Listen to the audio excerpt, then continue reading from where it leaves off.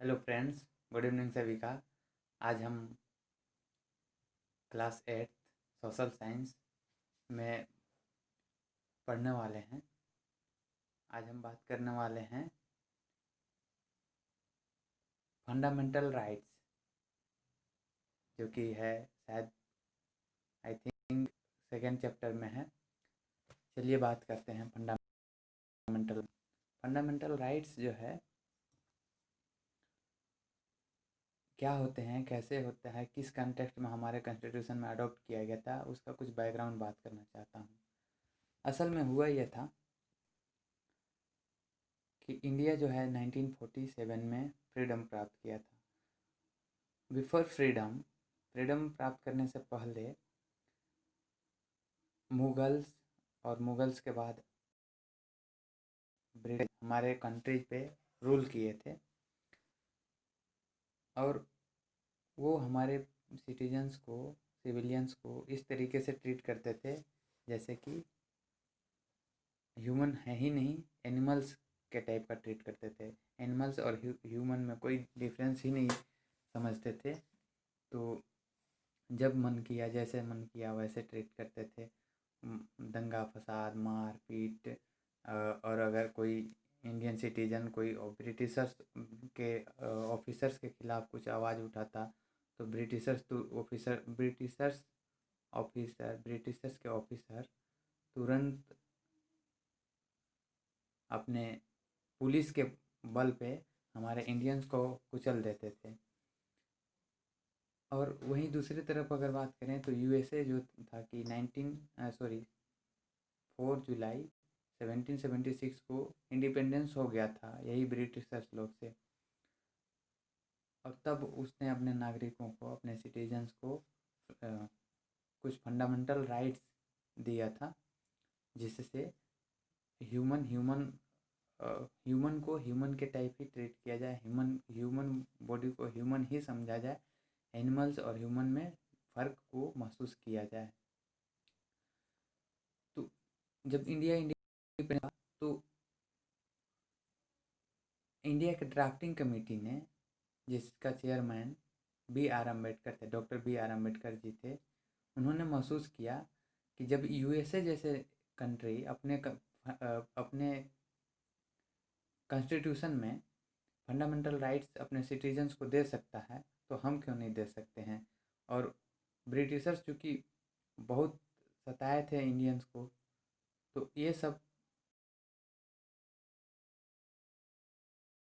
Indian citizens को ऐसे ही animal के टाइप का ट्रीट न करने लग जाए।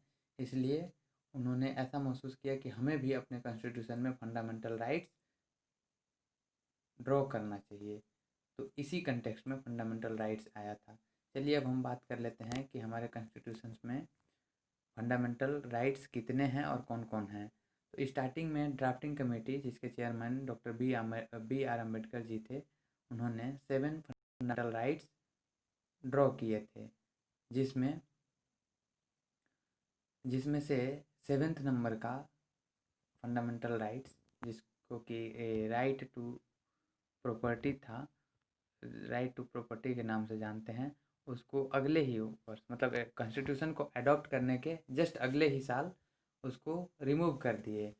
तो उसको हम लास्ट में पढ़ेंगे। चलिए हम बात करते हैं अभी कि कौन कौन सा इंडियन कॉन्स्टिट्यूशन में कौन कौन सा फंडामेंटल राइट्स हैं। तो चलिए हम इस पीडीएफ के माध्यम से देखेंगे। चलिए देखते हैं। पहला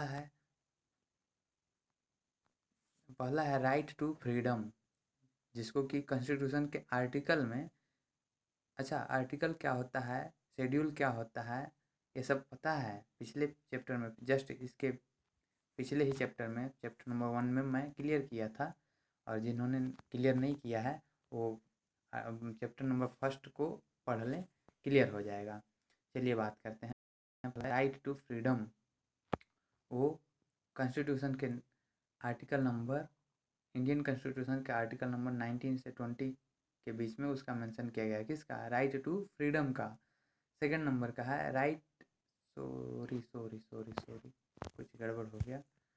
पहला जो है सॉरी, मैं रियली सॉरी। पहला जो है राइट टू इक्वलिटी है, जो कि आर्टिकल नंबर इसमें पीडीएफ में दिख नहीं पा रहा है। ये देखिए, देख लीजिए। पहला है right to equality. Right to equality जो कि आर्टिकल नंबर इंडियन कॉन्स्टिट्यूशन के आर्टिकल नंबर 14 से 18 के बीच में है।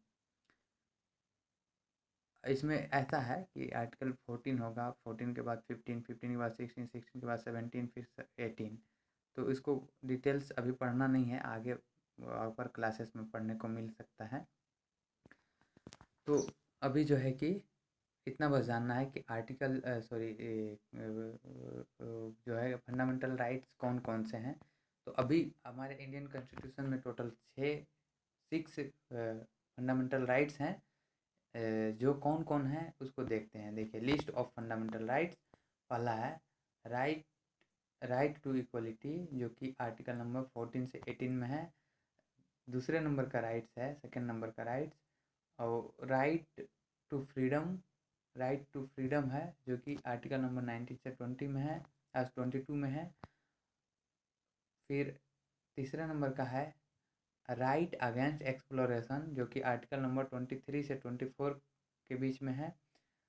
फोर्थ नंबर का है right to freedom of religion, जो कि आर्टिकल नंबर 25 से 28 के बीच में है। थर्ड है कल्चरल एंड एजुकेशनल राइट्स, जो कि आर्टिकल नंबर 29 से 30 के बीच में है। और लास्ट जो है 6 नंबर का फंडामेंटल राइट्स, जो कि राइट टू कॉन्स्टिट्यूशनल रेमेडीज है, जो कि आर्टिकल नंबर 32 में है।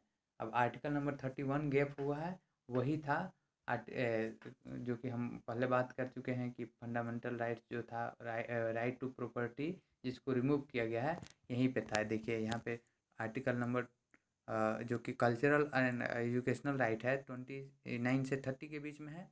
उसके बाद 31 आर्टिकल आना चाहिए था, लेकिन नहीं है। उसके बाद देखें तो राइट टू कॉन्स्टिट्यूशनल रेमेडीज जो है आर्टिकल नंबर 32 में है। यहाँ देखिए 29 और 30 के बाद 31 आना चाहिए था ना, लेकिन नहीं है।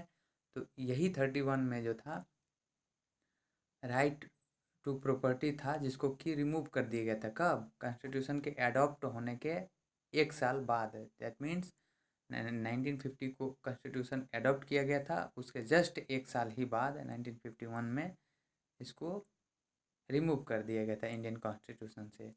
तो यही आर्टिकल नंबर 31 था। चलिए, ये हम बात कर लिए कौन कौन से हैं, एक बार फिर से देखते हैं। Right to equality, right to freedom, right against exploration, right to freedom of religion, cultural and educational rights, rights to constitutional remedies. ठीक है, ये रहे फंडामेंटल राइट्स। अब हम